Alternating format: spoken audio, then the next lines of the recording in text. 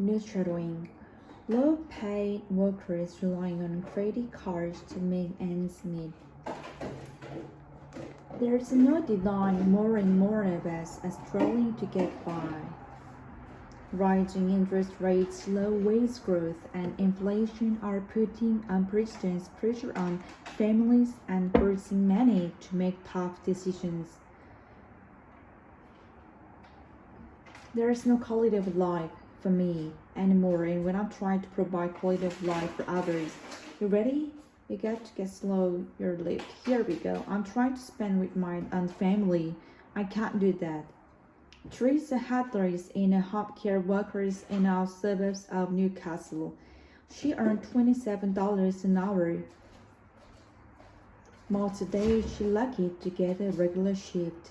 Getting around to her heavily depends clients is critical, but her irregular and unreliable hours mean her car has become her second home. The bags essentially have blanket and floor, which is there all the time. I'm exhausted, physically and mentally exhausted, so I would nap while I'm sitting, recalling the sea. I catch 50-20 minutes sleep.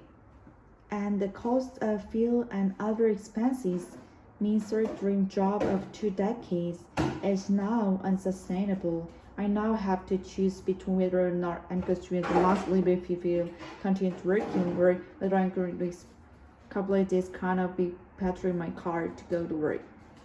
Like many households,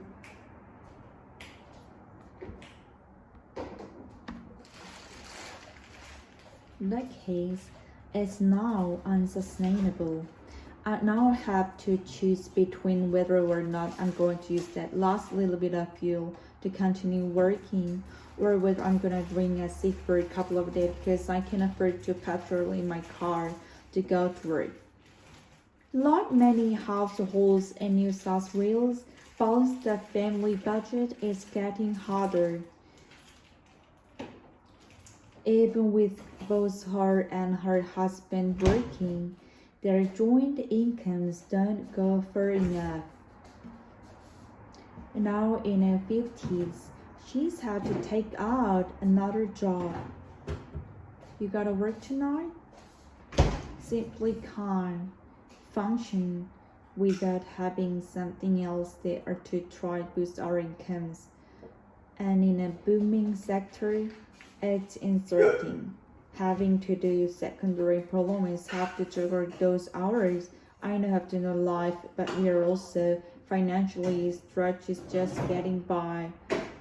And top of that, it's not going to last in the long term. We can't do it. Personal finance is the front of mind for most voters with the cost of living crisis. The biggest issue this election. Honestly, I don't think I will be able to, unless things change dramatically, I don't think I'll be able to stay where I'm living. Small business owner Andy Lynette is a single dad working 5 different jobs in Sydney inner west. He works 14 to 19 hours a week to help pay off his debts. The majority of his earning goes toward his mortgage, and come the end of the year, his fixed rate will expire. It's frankly terrifying, to come up with an extra $820 a week. That's the today rate. Every sort of program or intensive that the governments of state governments put in, it doesn't even stretch the surface. Every note is the same length, and they managed to squeeze in quality time with his son Orlando in between jobs.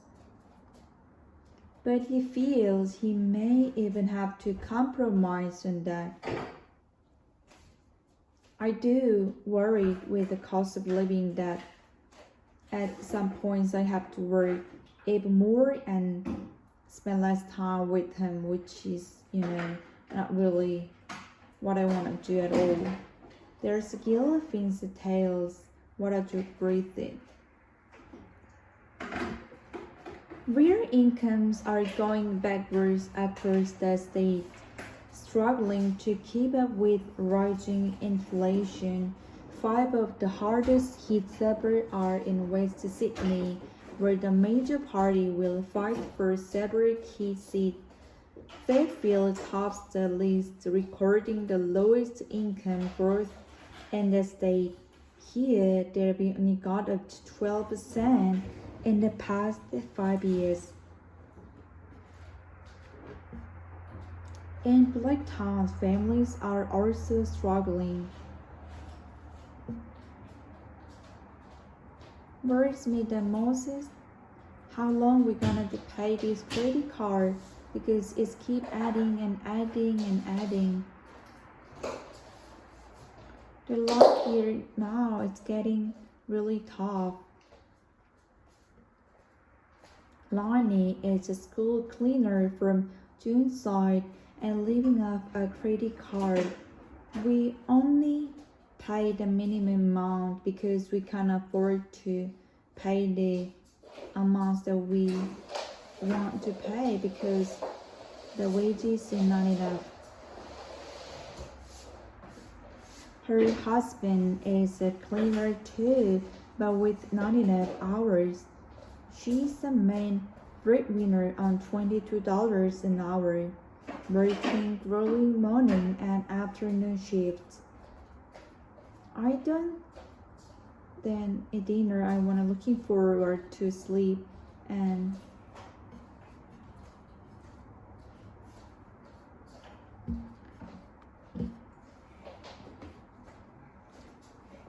renting increases. The cutbacks at work have only made life more difficult.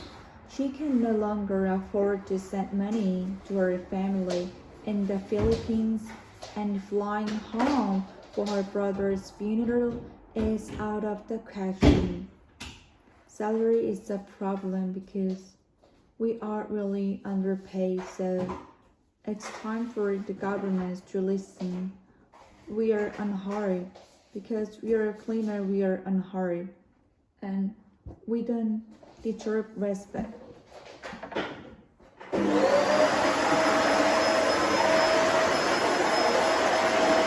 We want a government that actually walks the walk instead of talk to, and I don't want to pet on the behalf. I don't want to voucher in one of these things.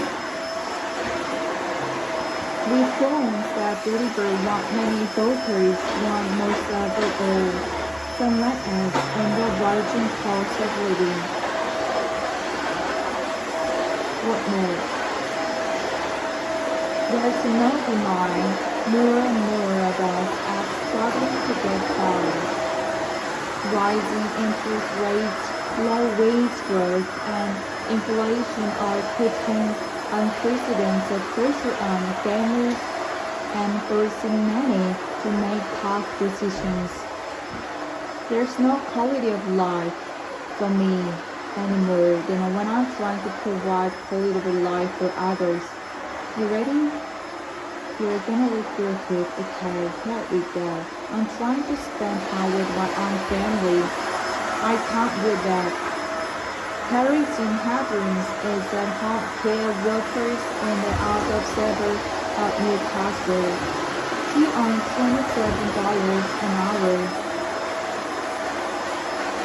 Now today, she's lucky to get a regular tip.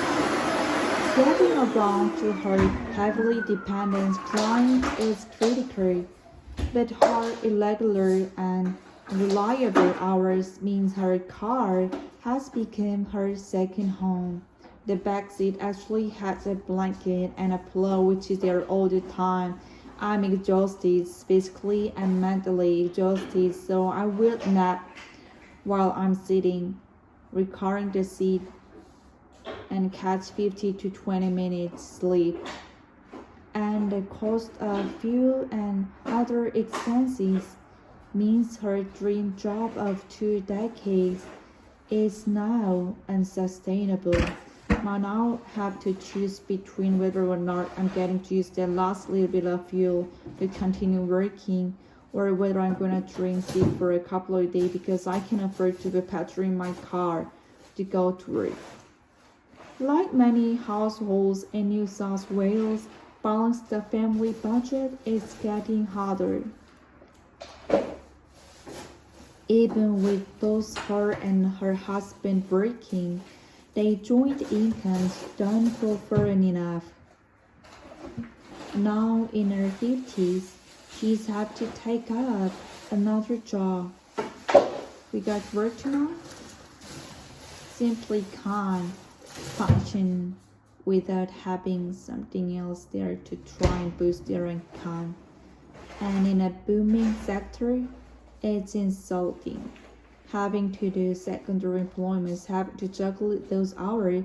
I know have to know life, but we're also financially stretched just getting by, and thought of that it's just not going to last in the long term. We can't do it. Personal finance the front of mind for most voters with the cost of living crisis, the biggest issue this election. Honestly, I don't think I will be able to, unless the things change dramatically. I don't think I'll be able to stay where I'm living. Small business owner Angelina is a single dad working 5 different jobs in Sydney inner west. He works to 40 to 90 hours a week to help pay off his debt. The majority of his earning goes towards his mortgage, and come the end of the year, his fixed rates will expire. It's frankly terrifying, to come up with an extra $820 a week. That's that at today's rate. Every sort of program or incentives that the governments of the state's governments bring, it doesn't even stretch the surface good. Andy managed to squeeze in quality time with his son Orlando in between jobs. But he feels he may even have to compromise on that.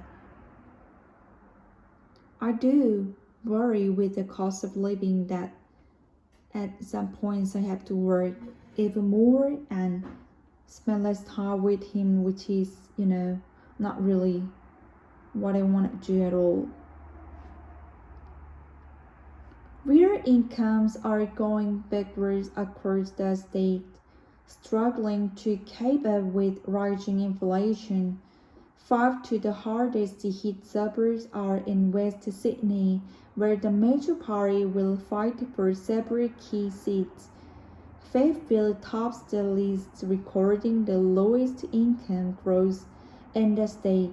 Here, they only got up to 12% in the past 5 years.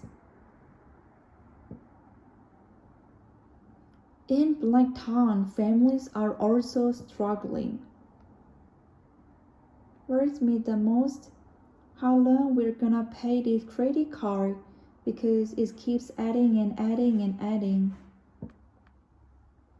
Lonnie is the school cleaner for Juneside and living off a credit card. We only pay the minimum amount because we can't afford to pay the amount that we want to pay. Her husband is a cleaner too, but with not enough hours. She's the main breadwinner on $22 an hour, working early morning and afternoon shift.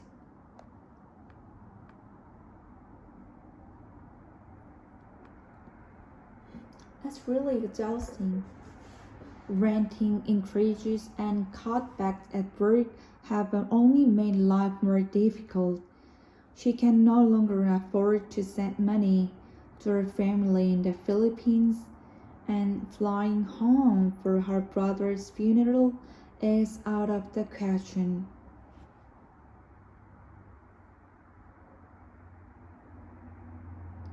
We want governments that are actually works instead of talk and tone. I don't want a pat in the head. I don't want a voucher. I want reforms. Reforms that deliver what many voters want most of all, some let-ups in the rising cost of living.